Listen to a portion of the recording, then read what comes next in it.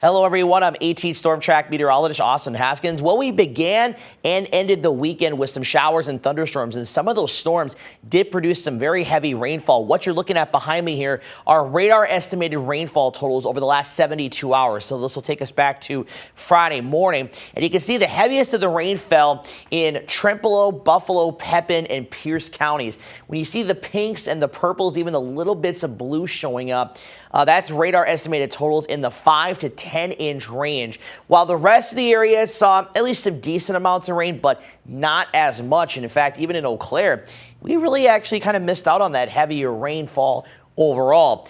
Next, you can see here are the 3-day rain totals. And again, this doesn't include any of the rain that has fallen officially so far today. So we'll add to these numbers. But you can see there, we've had only 57 hundredths of an inch at the airport in Eau Claire, about 8/10 here at the TV station, only 28 hundredths of an inch in Menominee, and a little over an inch in New Richmond and Chautauqua, with Marshfield seeing a rainfall total of nearly 1.6 inches. But we are not done with the rain yet. We're tracking more showers and storms this morning as a warm front is approaching the area from the west.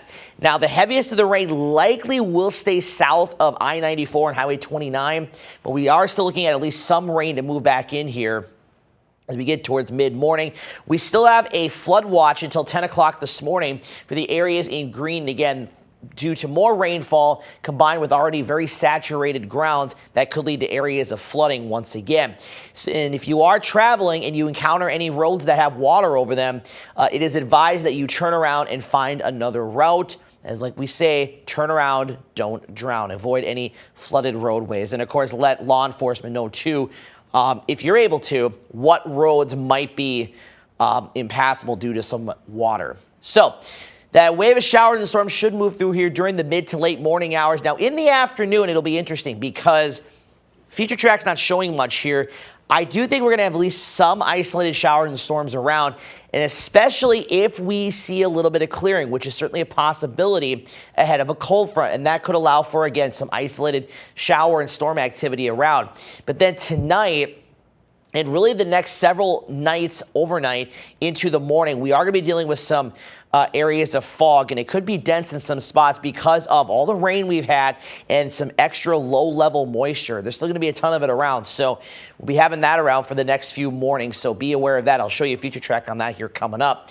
Once that burns off, though, each day, we are looking at clear to partly cloudy skies and dry conditions for the most part outside, and maybe an isolated shower during the day on Tuesday, and maybe even into Wednesday, too, but I think Wednesday overall is going to be a little bit drier as those dew points do come down a little bit more. And those rain chances again after the likely chance today, mostly again this morning, just a slight chance this evening, another slight chance Thursday night into Friday, and that is ahead of a cold front that'll come through to bring in some cooler weather for the weekend, which I'll briefly talk about here at the end. But you can see outside of that, we really don't have much rain in the forecast. And additional rainfall up to another ½ inch, but again, that will be dependent on where the shower and the storms track and, of course, how hard the rain comes down as well.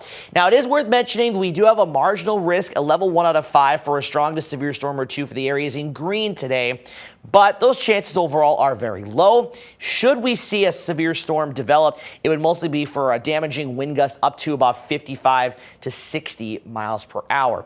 Now, we could be seeing some areas of fog. Of course, what you're seeing here this morning is mostly attributed to some showers and storms coming through. But as we get into tonight, this evening is still pretty quiet, but watch what happens overnight. You start to see those oranges and yellows showing up. So you're looking at the visibility down below 2 miles and even a mile. And then this areas in red, that is indicating visibility potentially below 1/4 of a mile. So we could be looking at some very dense fog tomorrow morning. I would not be surprised if a dense fog advisory were to be issued.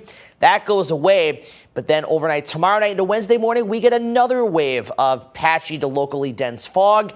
That goes away, and we are quieter even into Wednesday night. But again, overnight into Thursday morning, we could have more dense fog around. So we're going to be dealing with this for the next couple of overnights and mornings, so keep that in mind for the morning commutes. Now, the dew points. getting back into the 70s today. They're down in the 50s this morning in most areas, so it actually feels pretty nice, but that warm front will surge those dew points back up. Comes down a little bit for the next couple of days after today. We see a slight bump up on Friday as that cold front comes through, but then into the weekend, those dew points drop back into the 50s. And look at the high temperatures too. So we'll be 80 to 83 this week with lows in the upper 50s and low 60s, but we're down to 74 on Saturday, 70 on Sunday. Many locations likely north of Eau Claire are going to stay in the 60s, and some of the data is even keeping Eau Claire in the 60s as well. So maybe a little taste of fall as we head into the upcoming weekend, especially on Sunday.